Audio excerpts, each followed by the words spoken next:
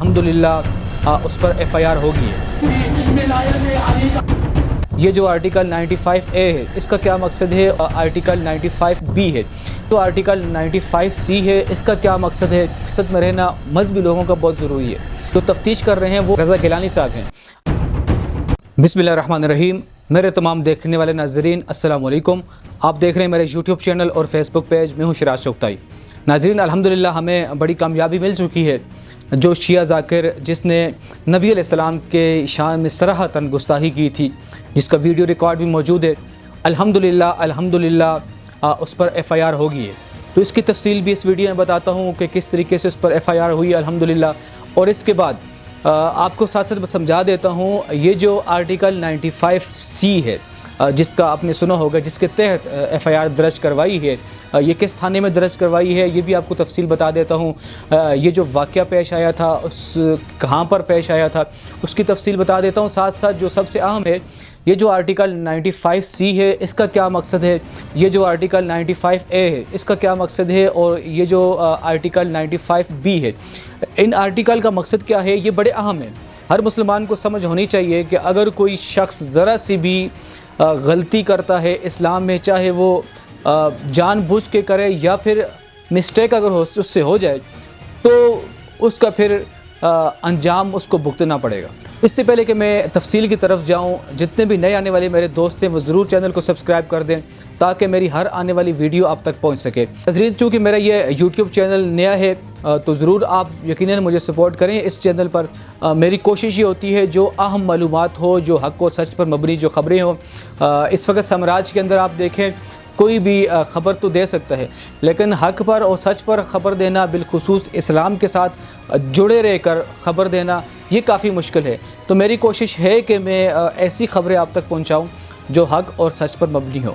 ناظرین چلتے ہیں تفصیل کی طرف۔ سب سے پہلے آپ کو بتاتا ہوں یہ جو شیعہ ذاکر تھا، آزاد کشمیر کے اندر ایک گاؤں ہے نوسیری، وہاں پر جس طریقے سے یہ جو مجالس کرتے ہیں 10 محرم الحرام کو، تو اسی طریقے سے یہ لوگ مجلس کر رہے تھے۔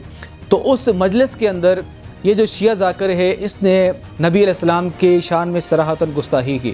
نقل کفر نہ باشد، میں وہ پورے الفاظ اس طریقے سے استعمال نہیں کر رہا، لیکن اس نے حضرت علی رضی اللہ تعالیٰ عنہ کے بارے میں یہ کہا کہ یا بلکہ اس پر میں یہ جو الفاظ اس نے کہے ہیں دہرانا کوئی لازمی بھی نہیں ہے، لیکن صرف یہ کہ صراحتاً گستاخی ہے، یہ میں آپ کو بتا دیتا ہوں۔ اس وقت جو FIR کٹ چکی ہے 95C آرٹیکل کے تحت، تو یہ تو آپ یہ جو کوٹ کیا ہے درخواست کے اندر، یہ آپ تصویر میں دیکھ سکتے ہیں اس نے جو گستاخی کی ہے۔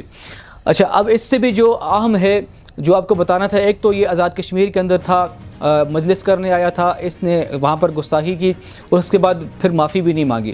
تو جب لوگوں تک یہ خبر پہنچی تو پھر یہاں جلسے جلوس ہوئے، ریلیاں نکالی گئی، یہاں پر چوکیں پھر بند کر دی گئی، پھر اس کے بعد آہستہ آہستہ کر کے انتظامیہ حرکت میں آئی۔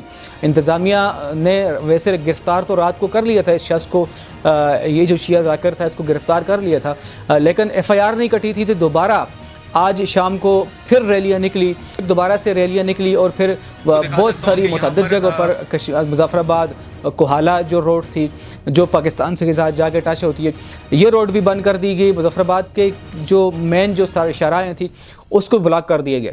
اب اس کے بعد پھر یہ بات انتظامیہ کی طرف سے ہمیں بار بار بتائی گئی کہ ہم لوگ اس پر بیٹھ کر اس کا حل نکال رہے ہیں، کچھ ہی دیر کے بعد آپ کو پتہ چل جائے گا۔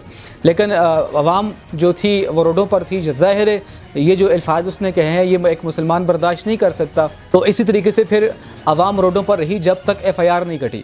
اب یہ FIR کی کاپی آپ ساتھ دیکھ سکتے ہیں، آپ کو دکھا دیتا ہوں۔ FIR کاٹ دی گئی ہے آرٹیکل 95C کے تحت۔ اب اس پر مقدمہ درج ہو گیا ہے۔ اس کا جو آگے جو ٹرائل چلے گا وہ تو عدالت کا بھی ساتھ ساتھ آپ کو بتاؤں گا۔ اس پر جو انکوائری کر رہے ہیں، جو تفتیش کر رہے ہیں، وہ رضا گیلانی صاحب ہیں، جن کو میں بڑے اچھے طریقے سے جانتا ہوں، بڑے قریب سے جانتا ہوں۔ وہ الحمدللہ جب بھی ان سے ملاقات ہوتی ہے تو وہ ایک بڑے بھائیوں کی طرح میرے ساتھ وہ پیش آتے ہیں، ان کا اتنا زبردست رویہ ہے۔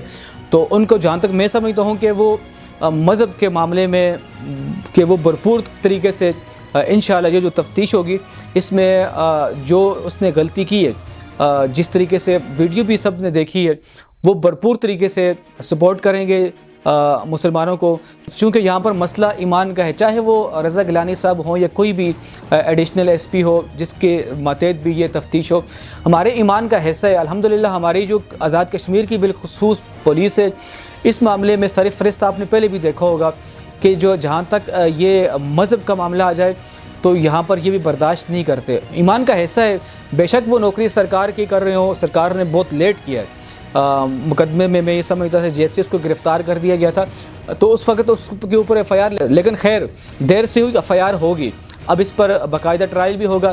اور سب سے اہم جو باتیں آپ کو میں نے بتانی تھی، ایک تو ایف آئی آر کا تھا کہ ایف آئی آر ہو چکی ہے، اس کے علاوہ جو تفتیش ہوگی رضا گیلانی صاحب کریں گے اور عدالت میں ٹرائل چلے گا۔ سب سے اہم جو باتیں بتانی تھی جو ہر مسلمان کو پتہ ہونا چاہیے، یہ جو 95A جو آرٹیکل ہے یہ اس لیے بنایا گیا ہے اگر کوئی مذہب کی توہین کرتا ہے تو اس کے خلاف مقدمہ درج ہوگا، جس میں اگر تو توہین مذہب اس پر ثابت ہو جائے تو 10 سال عمر قید ہوگی اس کو، اور آرٹیکل 95B کے تحت اگر کوئی مقدمہ کسی کے خلاف درج ہوتا ہے وہ اس وجہ سے درج ہوگا اگر کسی نے قرآن پاک کی بےحرمتی کی ہے، اور اس سے بھی اہم بات یہ ہے قرآن پاک کی اگر کوئی غلط تشریح کرے تو اس پر بھی آرٹیکل 95B لگتا ہے، اور آرٹیکل 95C جو نبی علیہ السلام کی شان میں گستاخی کرے تو اس پر یہ قانون بنا دیا گیا ہے، جو نبی علیہ السلام کی شان میں گستاخی کرے گا اس کو عمر بھر قید ہوگی یا پھر سزائے موت ہوگی، اور آرٹیکل 95B میں بھی ایسا ہی ہے، جو قرآن کی بےحرمتی کرے یا غلط تشریح کرے اس پر بھی یہی دفعہ لگتا ہے، یا اس کو عمر قید ہوگی یا اس کو سزائے موت ہوگی۔ تو ناظرین یہ جو معاملات ہیں قانونی معاملات، بالکل ہمیں اس کو ڈسکس کرنا چاہیے، ایک دوسرے کو بتانے بھی چاہیے، تاکہ اب دیکھیں جس طریقے سے اس شیعہ ذاکر نے جو گستاخی کی تھی تو اب اس آرٹیکل کے تحت ہمارے لوگوں نے پریشر ڈالا حکومت کے اوپر کہ اسی پر کارروائی ہونی چاہیے تھی۔ اب ہم دیکھا جائے تو حکومت کے نمائندے اس وقت بہت سارے ہیں جو شیعہ مسلک سے ہیں، بہت ساروں نے سپورٹ بھی کی ہوگی، لیکن جب ہمیں ان چیزوں کا پتہ تھا، لوگوں کو پتہ تھا، لوگ باہر نکلے، انہوں نے عمل درآمد کروایا۔ پہلے تو یہ ہوتا تھا جب شروع میں نے دیکھا ہے، سنا ہے تاریخ میں کہ صرف اس کو پکڑ لیتے تھے، قید کر لیتے تھے، بعض اوقات ایسا ہوتا تھا کہ وہ کسی نہ کسی طریقے سے بند گلی سے نکال دیتے، لیکن چونکہ اب ہماری الحمدللہ عوام ہوشیار ہے، یہ باتیں سمجھتی ہے، تو اس وجہ سے بہت سارے معاملات میں آسانی ہے۔ اور سب سے اہم، اس سے بھی اہم جو پیغام آپ کو دے دوں، دیکھیں سیاست میں رہنا ہمارے لیے بہت ضروری ہے۔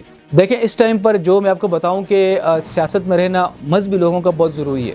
اگر سیاست میں کوئی مذہبی شخص ہوگا اس وقت تو یہ جو معاملات ہیں جہاں نبی علیہ السلام کی گستاخی کی جاتی ہے یا پھر مذہب کی توہین کی جائے یا قرآن پاک کی بےحرمتی کی جائے، تو اس میں اگر بڑے عہدوں پر سیاسی لوگ ہوں گے تو ان چیزوں میں بہت آسانی ہوتی ہے۔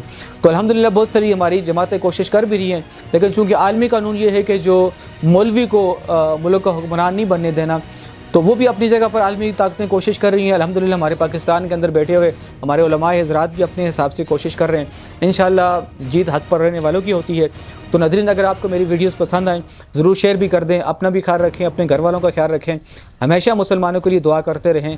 خدا حافظ۔